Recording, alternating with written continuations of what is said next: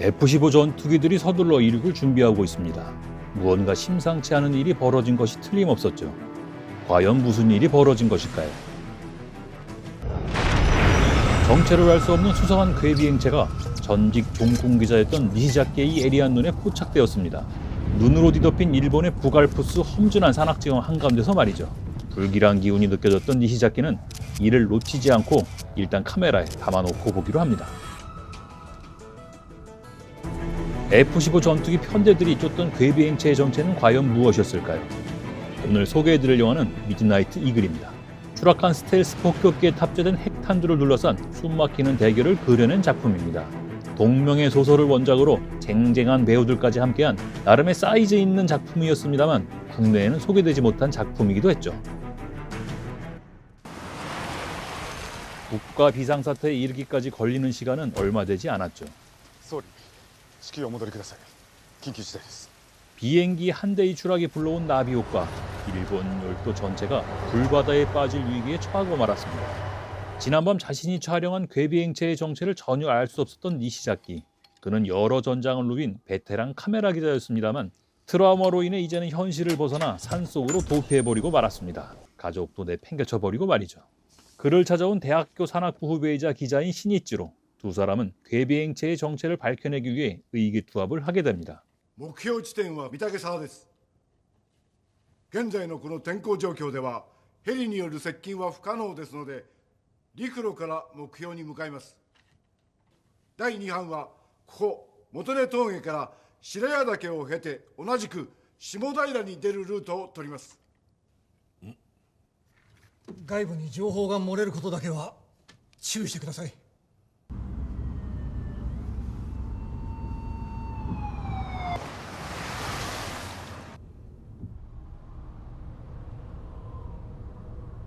자위대 소속 특수부대의 투입이 결정됨에 따라 민간인들의 출입도 당연히 통제되고 있었습니다. 하지만 어려서부터 이 동네에서 나고 자란 니시자키와 신이치로는 아랑곳하지 않고 투철한 저널리즘에 입각하여 입산을 하게 됩니다. 눈보라가 휘몰아치는 겨울밤의 산행은 그리 만만치가 않았습니다. 아무리 그 동네에서 나고 자란 두 사람이라고 하더라도 말이죠. 晩ご飯はお鍋にシチュー作ってあるから。 가족을 등한시하고 세상과 등졌던 니시자키는 결국엔 아내의 임정도 지키지 못했을 뿐만 아니라 과거의 동료이자 처제인 케이코에게 자신의 유일한 혈육인 아들 유우의 양육마저 이름하게 되었죠. 한 시대를 풍미했던, 그리고 2020년 유명을 달리한 다케우치 유코 배우, 다시 보게 되니 반갑습니다. 추락한 기체가 스텔스라는 걸 알지 못하는 니시자키 일행은 도중에서 설상복을 착용한 한 무리의 군인들을 발견하게 되지만 자신들에게 닥쳐올 엄중한 현실 상황을 가늠조차 하지 못하고 있었습니다. 니시자키의 처제인 케이코 역시 주간지의 기자였습니다. 그리고 그녀가 맡게 될 사건 역시 그 파급력을 가늠하기 어려웠죠. いろいろあるんだよ。締め切りまでに何か形にしろ。掴んだものによっちゃ特集組むぞ。行くよ、青木。 미군 기지에 테러를 감행한 북한 출신 공작원의 행방을 쫓게 된 케이코. 공작원은 치명적인 부상을 당한 채 정부와 테러 조직 양쪽 모두에게 쫓기고 있었습니다. とにかく病院に連れてきましょう。ね、病院。 공작원의 부상과 스텔스기 추락의 상관관계를 몰랐던 케이코는 저널리즘이 아닌 휴머니즘으로 이들에게 다가가게 됩니다. 自衛隊がいたのはこの辺り。北西に向かってた。先輩の見た光が落ちたのはここです。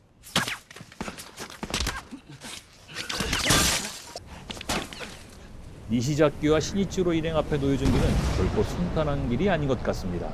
목숨을 걸어야만 다다를 수 있는 마치 전쟁터와 같았죠. こちら JP0TOH、JP0TOH どなたが取れますか、どうぞ。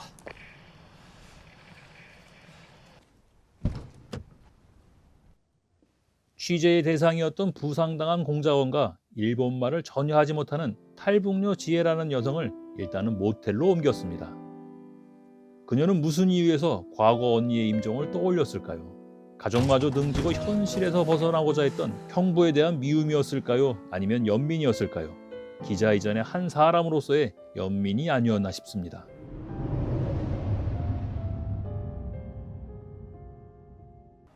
もし工作員ならどうして組織がかくまわないんでしょう。何から逃げてんだろう。 그녀에게 전달된 하이. 우편물은 니시자키가 보낸 정체불명의 비행차와 관련된 사진이었습니다. 부상당한 공작원과 추락한 스텔스와의 상관관계를 풀 열쇠가 담겨 있었죠. こちら JP0TOH、JP0TOH、どなたが取れますかどうぞ。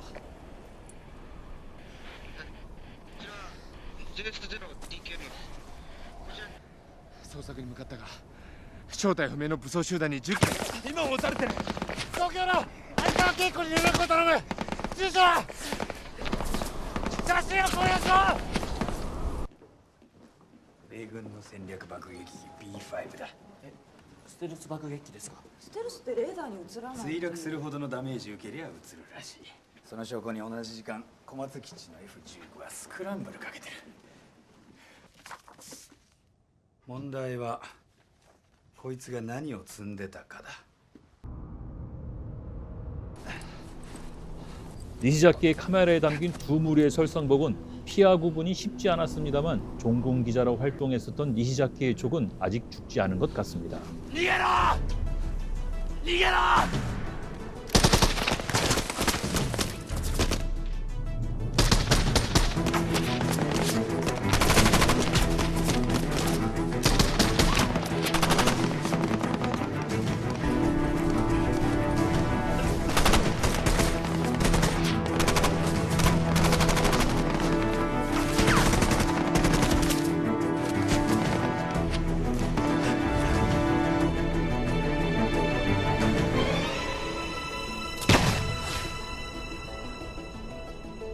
한 무리의 군인은 자위대 그리고 나머지 한 무리는 무장한 테러리스트였습니다. 치열한 공방 끝에 생존자는 자위대 소속의 소령 한 명뿐이었죠. 大丈夫か。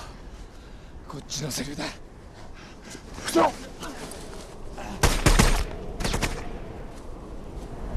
결국 세 사람은 스텔스 기체를 찾는 여정에 함께하게 됩니다.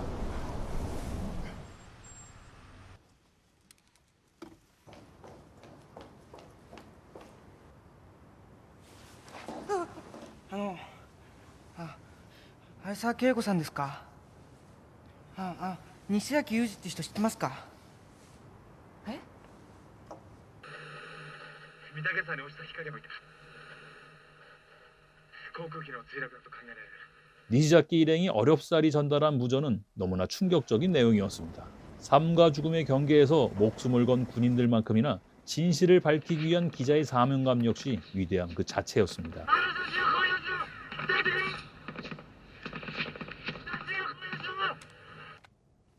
こりゃ本物の戦争だわ。こちら第一班。現在下平の北東200メートル地点。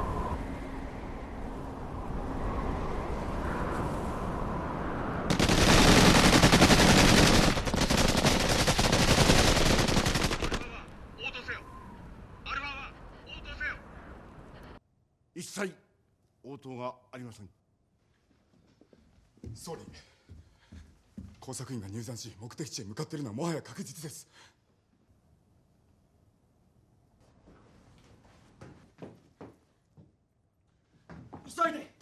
테러리스트들의 공격으로 자위대 인원이 전멸당하는 사이 케이코가 보호하고 있던 공작원의 위치가 노출되며 다른 공작원들에게 다시 억류되는 상황에 이르게 되죠. 하지만 두 사람에게 몰래 전해준 휴대폰의 GPS 위치를 파악, 두 사람을 구하기 위해 한달음에 달려가게 됩니다.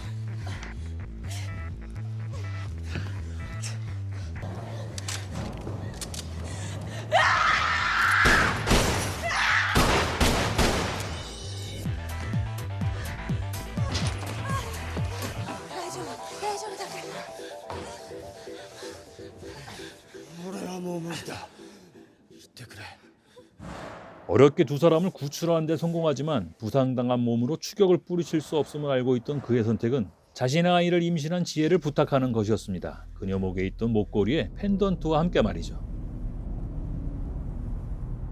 B5 ミッドナイトイーグルに搭載された爆弾が万が一起爆すれば半径10キロにわたって1000万度強の熱と数十万気圧の爆風が生じ北アルプス一帯を覆う雪が一瞬にして溶ける。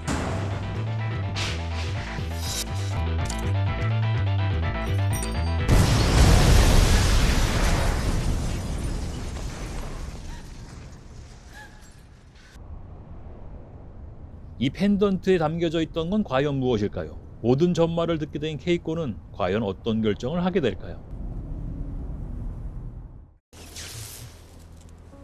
니시자키 일행도 우여곡절 끝에 추락한 스텔스에 먼저 도착하게 됩니다. 자위대 특작 부대 한 소대 정도를 전멸시켜버린 무장한 테러리스트들의 추격을 어렵게 뿌리치고 말이죠.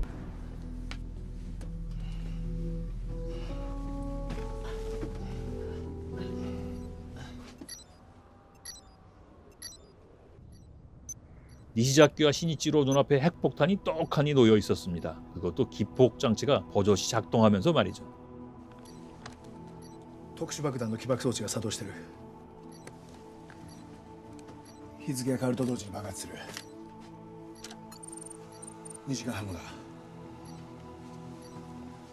墜落させたのはこのためか。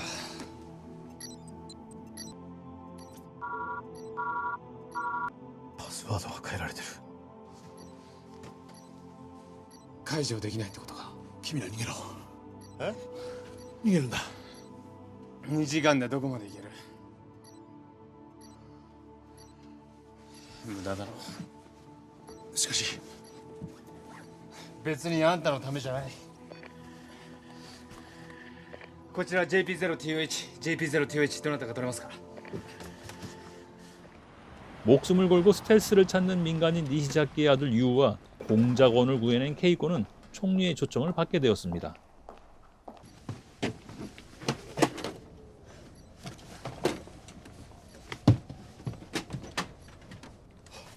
佐伯さんだ。バッテリーです。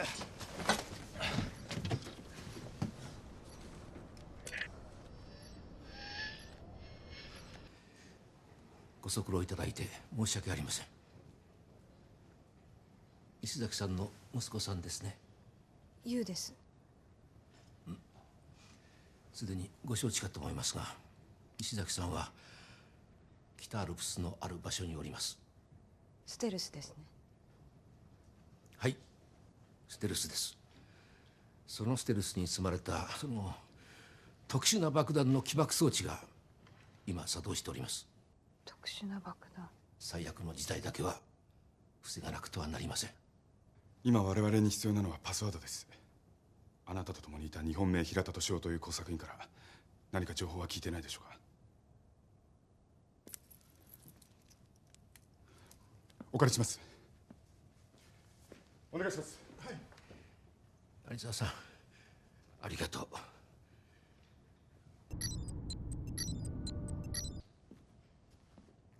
佐伯さんと力さんから無線が入りました。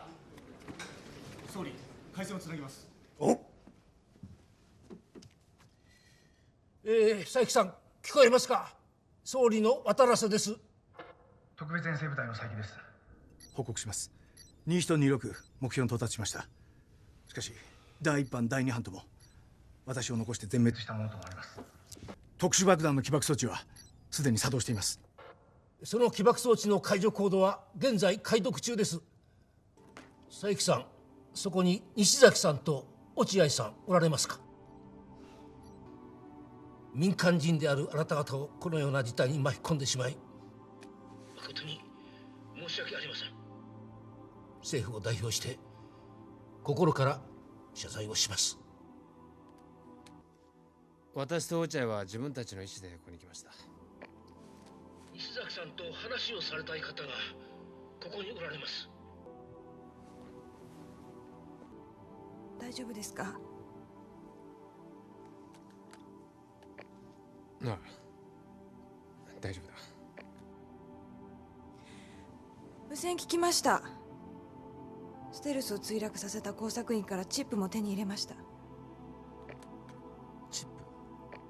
起爆装置のパスワードが記録されてるはずです。戻ってきてください。ユウが待ってます。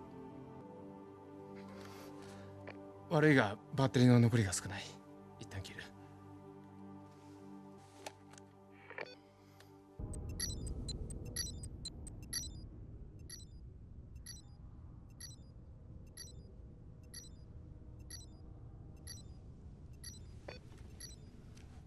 こちらミッドナイトイーグル。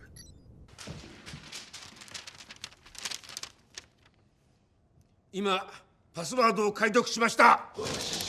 エコーの E、 インディアの I、 以上。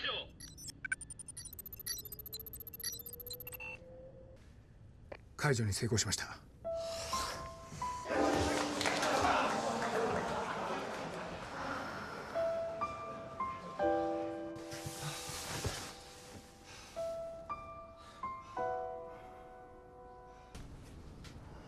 どうした？なんか動いた。待て！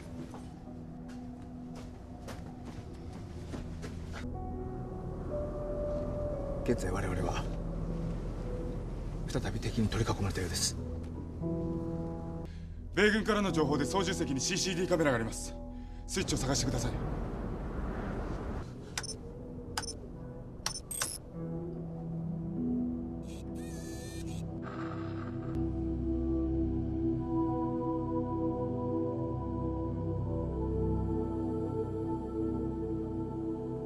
パパだ。敵の人数は正確には把握できておりませんが、一個正体はいると思われます。佐伯さんさ、増援部隊到着まで何としてもその機能搭載爆弾を守り抜いてもらいたい。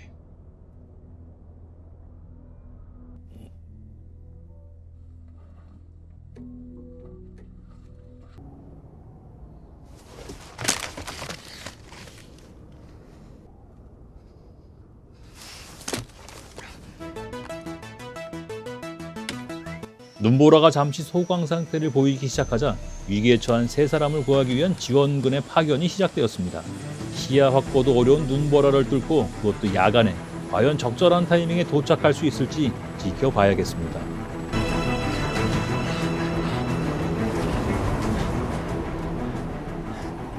4人いる。いや、6人だ。奥にも2人。俺の銃声が合図だ。とにかく撃ち続けろ。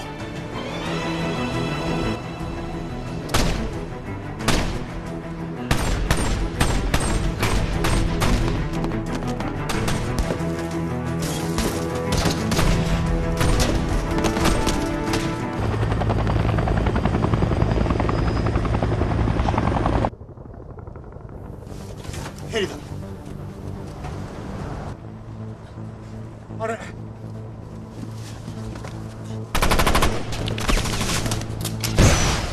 ロケット！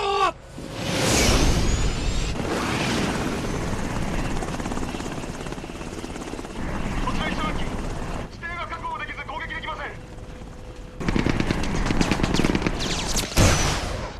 撤退だ。正規撤退。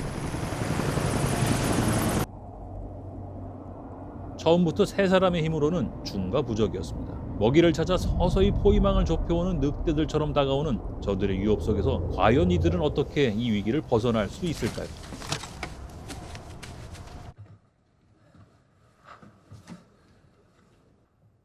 残念ですが、おそらく我々は長くは待たないでしょう。ナパーム弾を投下してください。ナパーム？これは私西崎裕二と佐伯明彦さんと陸さん、そして東洋新聞記者落合慎一郎、3人の医師です。これ持って逃げろ。はあ？お前一人ならなんとかなる。2キロも離れればナパームから逃げ切れるかもしれない。何バカなこと言ってんですか。つべこ言わず行け。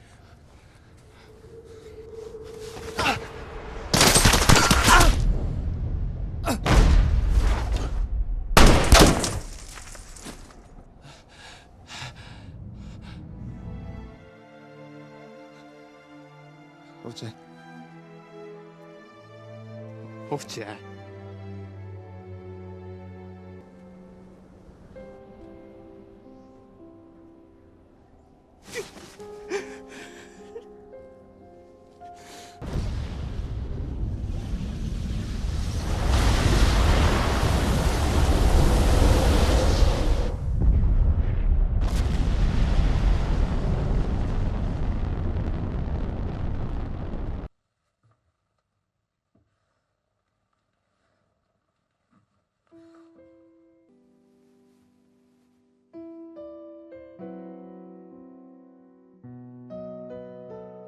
恵子。はい。優のことは頼む。君のお姉さんにはちゃんと謝っとく。 오늘 소개해드린 영화는 미드나이트 이글이었습니다. 액션 스릴러의 외피를 가졌습니다만 휴머니즘에 더 가까운 인간의 드라마를 잘 보여주는 영화였던 것 같습니다. 추락한 스텔스기에 탑재된 핵탄두를 노리는 소재는 충분히 매력적인 소재였습니다만 이야기를 풀어가는 방식에 있어서는 조금 아쉬움이 남는 작품이었습니다. 핵탄두를 노리는 공작원이라는 애매한 악역보다는 그냥 북한을 주적으로 만들어버렸다면 단순한 이야기 구조에서 심플한 서사가 나오지 않았을까 합니다. 한국 영화 시리를 오마주했더라면 하는 개인적인 사견을 달아봅니다. 다케우치 유코, 타마키 히로시, 오사와 타카오 이 조합의 배우들의 리즈 시절을 보는 즐거움도 좋았던 것 같습니다. 영화 미드나이트 이글이었습니다. 영상 시청해주셔서 감사합니다.